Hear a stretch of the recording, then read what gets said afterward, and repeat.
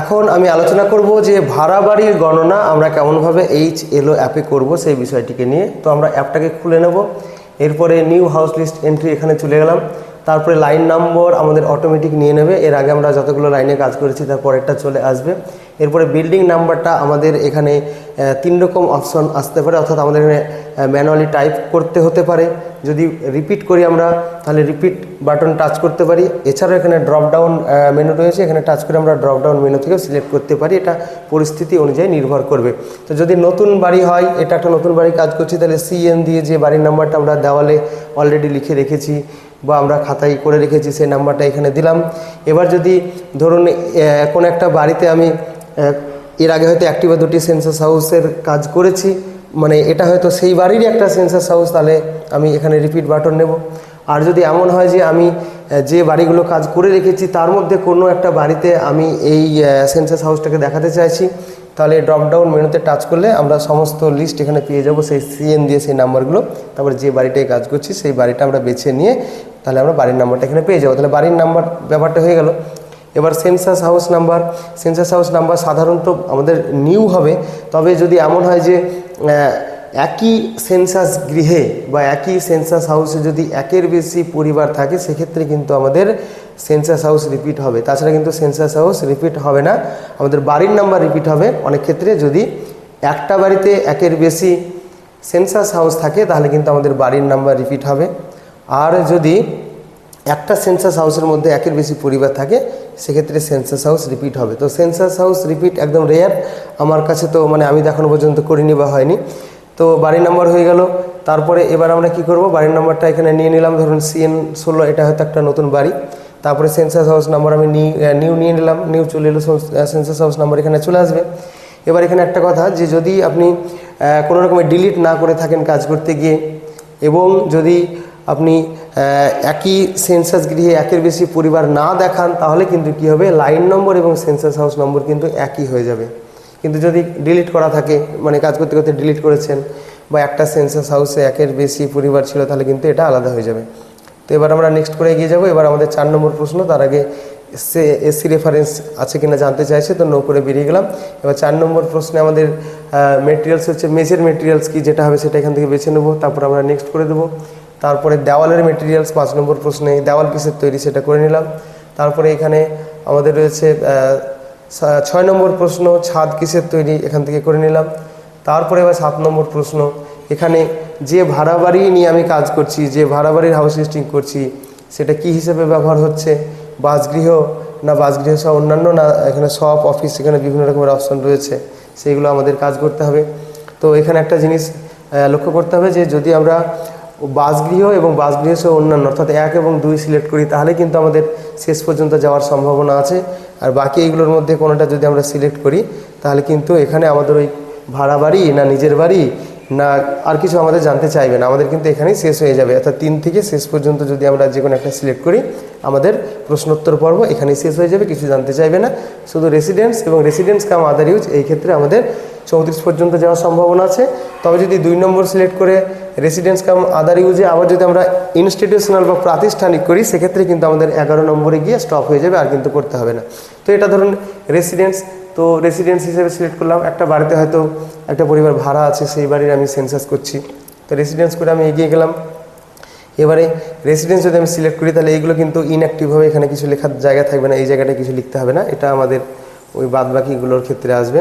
তো এবার নেক্সট করে আমরা এগিয়ে যাব। নেক্সট করে এগিয়ে যাওয়ার পরে এবার জানতে চাইবে যে সেন্সাস হাউসের অবস্থাটা কেমন, কন্ডিশন, যেটা হবে সেটা দিয়ে দিলেন।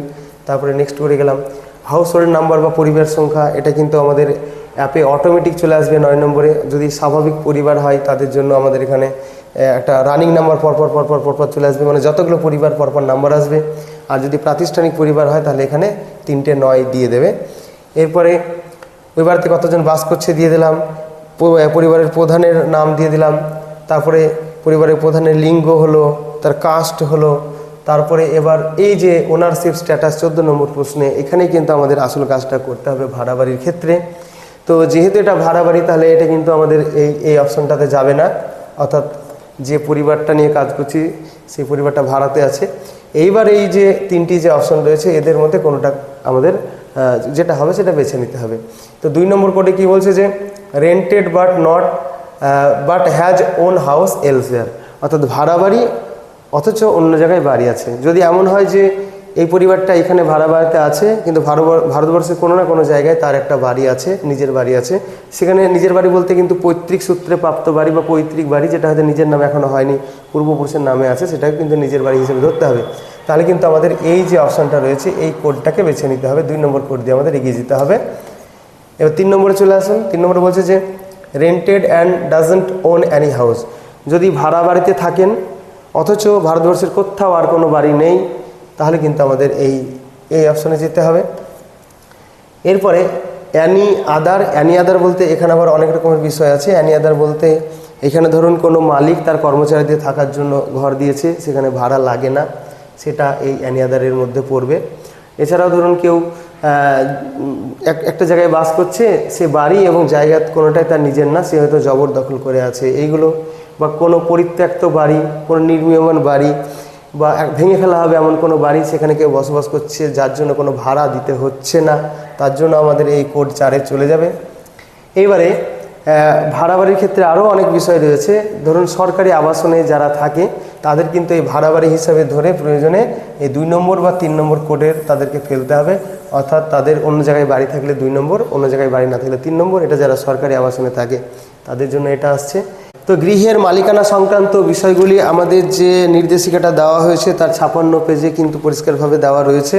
এবার এক্ষেত্রে আরও একটা কথা কিন্তু বলা আছে যে ধরুন কেউ বাড়ি ভাড়া নিয়েছে, এখন হয়তো পরিবারের মানে বাড়ির যে মালিক তার সঙ্গে কোনো কারণে ঝামেলা হয়েছে, সেই কারণে তিনি ভাড়া দিচ্ছেন না, সেটাকেও কিন্তু এখানে ভাড়া বাড়ি হিসাবে গণ্য করতে হবে। এবং তারপরে আবার তার অন্য জায়গায় বাড়ি আছে কি না তার উপর ভিত্তি করে 2 বা 3 কোড করতে হবে। কিন্তু এখানে আরও একটা কথা বলা আছে যে কেউ হয়তো এমন জায়গায় বাস করছে যেটা তার বাড়ি এবং জায়গা কোনোটাই তার নিজের না, সে জোর করে বাস করছে, সেখানে কিন্তু আবার অন্যান্যর মধ্যে ফেলতে হবে। এবারে যারা ধরুন ধারে বা ইএমআইতে ফ্ল্যাট কিনেছেন বা বাড়ি কিনেছেন, এখনও তার টাকা শোধ হয়নি, মাসে মাসে দিচ্ছেন, তো সেগুলো কিন্তু নিজের বাড়ি হিসাবে কিন্তু কল্পনা করতে হবে। তাহলে এই হচ্ছে বাড়ির মালিকানার বিষয়টি। এরপরে নাম্বার অফ ডোয়েলিং রুম, বাসযোগ্য ঘর কটা রয়েছে সেটা দিতে হবে, নাম্বার অফ ম্যারিড কাপল দিতে হবে।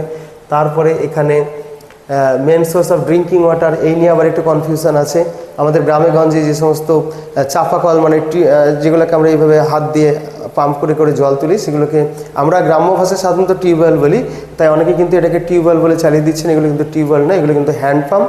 তো হ্যান্ড পাম্প এবং টিউবওয়েলের মধ্যে পার্থক্য আছে। হ্যান্ড পাম্প সাধারণত হস্তচালিত, আর টিউবওয়েল বলতে সেগুলো হয়তো বিদ্যুৎ বা ডিজেল চালিত হতে পারে, সেগুলোকে টিউবওয়েলের মধ্যে ফেলা হয়েছে। তো এরপরে আমরা চলে যাব ড্রিঙ্কিং ওয়াটারের যে উৎস সেটা কোথায় রয়েছে, সেটা যদি বাড়ির ভেতরে হয় তাহলে উইদিন প্রেমিস, যদি বাড়ির কাছে হয়, কাছে বলতে এখানে আবার বিষয় আছে, শহরে যদি বাড়ি থেকে 100 মিটারের মধ্যে হয় তাহলে সেটা কাছে ধরতে হবে, আর গ্রামের ক্ষেত্রে বাড়ি থেকে 500 মিটারের মধ্যে যদি জলের উৎস হয় তাহলে সেটাকে আবার কাছে ধরতে হবে।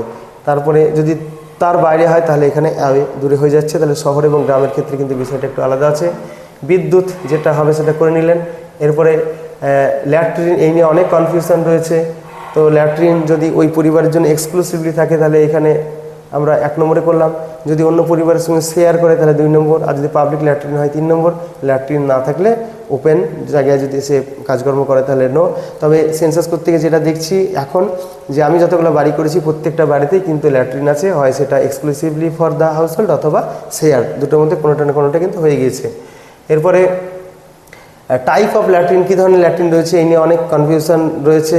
এরপরে রয়েছে যে West water outlet connected to, অর্থাৎ বাড়ির যে অতিরিক্ত জল সেটা কোথায় গিয়ে মেশে, এটা ড্রেনের যে বিষয়গুলো সেগুলো সাধারণত শহরে থাকে, আমাদের গ্রামের দিকে কোনো বাড়িতেই সেরকমভাবে ড্রেন নেই। এরপরে রয়েছে স্নান করার ফেসিলিটি আছে কি নাই, সেই অপশন আপনারা ঠিকঠাক করে নিলেন। এরপরে রয়েছে যে কিচেন বা এলপিজি, এগুলো যেটা যার ক্ষেত্রে হবে সেটা দেখে নিতে হবে। তারপরে মূল জ্বালানি কি ব্যবহার হয়, এখানে কিন্তু দেখা যাচ্ছে যে অনেকেই গ্যাসে রান্না করেন, কিন্তু গ্রামের দিকে বলছে যে তারা ওই পাটকাঠি, যেটা আমাদের পাটকাঠিতে করছে, বা লোদা ঘুটো যেগুলো 3 নম্বর সেটাতে করছে, এইগুলো কিন্তু অনেকে বলতে চাইছে। তো যেটা যার ক্ষেত্রে হবে সেটা আপনারা দেবেন। রেডিও আমি এখনও পর্যন্ত একটাও পাইনি যতগুলো কাজ করেছি। টিভি প্রত্যেকের খারাপ হয়ে গিয়েছে, টিভি কোম্পানিকে বলবো বিশেষ সতর্কতা অবলম্বন করবেন, আপনাদের টিভি খুব খারাপ, সেন্সাসের সময় সব খারাপ হয়ে যাচ্ছে। এইবারে ইন্টারনেট কিসে চলে, সেই সঙ্গে ল্যাপটপ এবং কম্পিউটার আছে কিনা 28 এবং 29 নম্বর প্রশ্ন করে নিলেন। এরপরে টেলিফোন, মোবাইল ফোন এগুলো আছে কিনা সেই অপশানগুলো দেখছেন। এরপরে চলে গেলাম সাইকেল, বাইসাইকেল, স্কুটার বা এই ধরনের অপশান। এখানে কিন্তু আমাদের যে টোটো গাড়ি যেগুলোকে আমরা বলছি ব্যাটারি চালিত, তারপরে আরও ব্যাটারি চালিত বহু রকমের গাড়ি উঠেছে, সেইগুলোকে নির্দিষ্টভাবে দেখানো সেরকম জায়গা নেই, এই নিয়ে অনেক কনফিউশন আছে। আপনারা যেমন নির্দেশ পেয়েছেন অফিস থেকে তেমনভাবে কাজ করবেন।